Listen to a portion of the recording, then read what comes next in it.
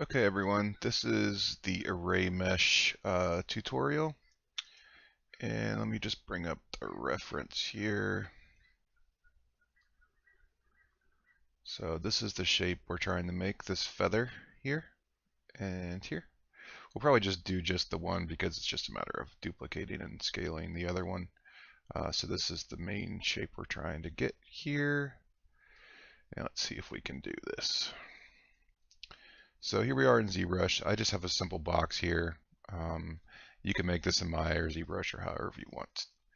It doesn't matter. So we'll go over here to Array Mesh, click on that. First thing we need to do is figure out how many pieces. So 1, 2, 3, 4, 5, 6, 7, 8, 9, 10. So 10 of those, and we'll just start with the ZRotation, which will be here. Which this could be X as well. Yeah, okay.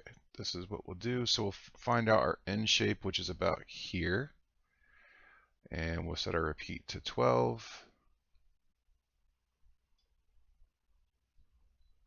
And now I am going to try this. I'm going to click on Transpose, go to Transform.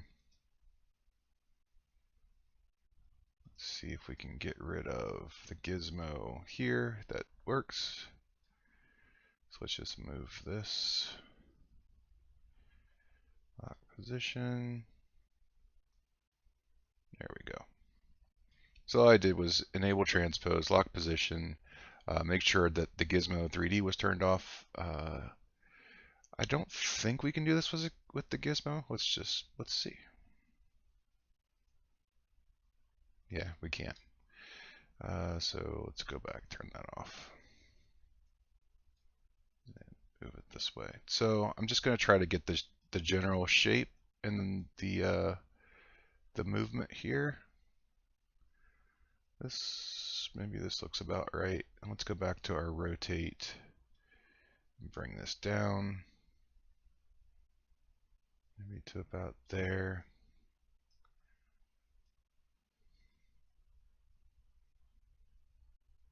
And maybe a little less. I think the distance might be a bit much. Let's bring that down. And let's bring these back so they overlap. I'm just pulling them back until I can see a little gap right there. And now we need to mess with the scale. So to me, it looks like the scale increases by, I don't know, maybe 50%. Let's just give this a shot. Let's just increase it by 10.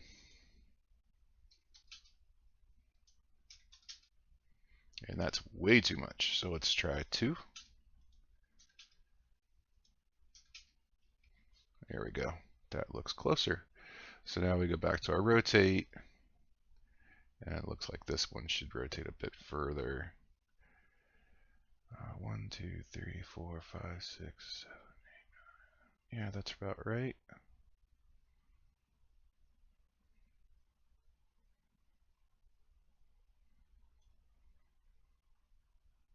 Let's turn on our subdivisions here just to see. So what's really cool about this process, so I can tell that I'm going to need some creasing on this. So I'm just going to turn the active subdivision off, or dynamic subdivision, by hitting Shift D. Then I'm going to crease these edges right here. I'm in the Z Modeler tool, by the way.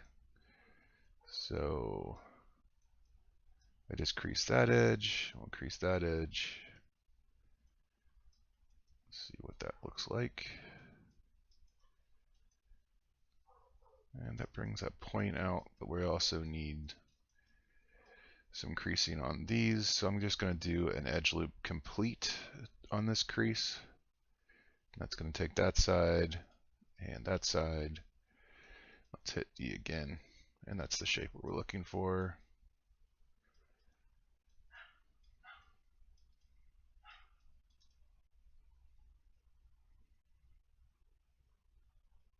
And looks like we need some offsets back in this way, maybe? Ooh, a bit much. I guess these are going to overlap a little bit, which is totally fine.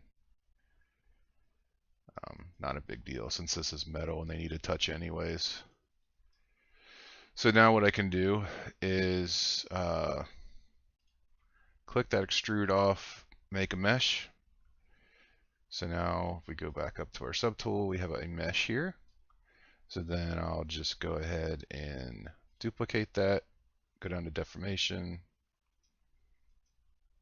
mirror it on, let's say Z.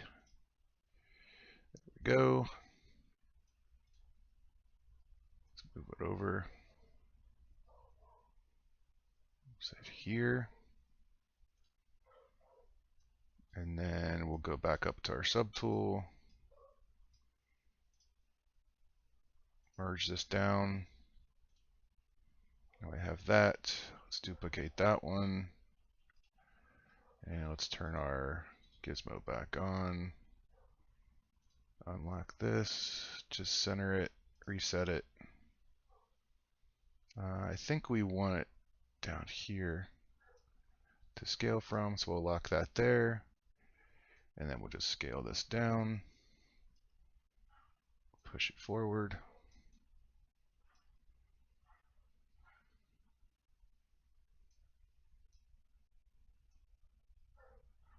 So it's about there. Turn off our polyframe, click or draw, and there we go. Now, obviously, you could take this much further. We could taper these in together. You could rotate these maybe forward a bit and push them back. Just really kind of depends on what you want to do design-wise. And that is the general principle of using array mesh to get this kind of shape. And it's definitely close enough. You could tweak it to do whatever you want. You could also tweak the main shape that I made to get it more wing-like. But I think it'll work just fine when you add in this piece and the beetle. And there you go. That's how you use array mesh. Thanks, guys.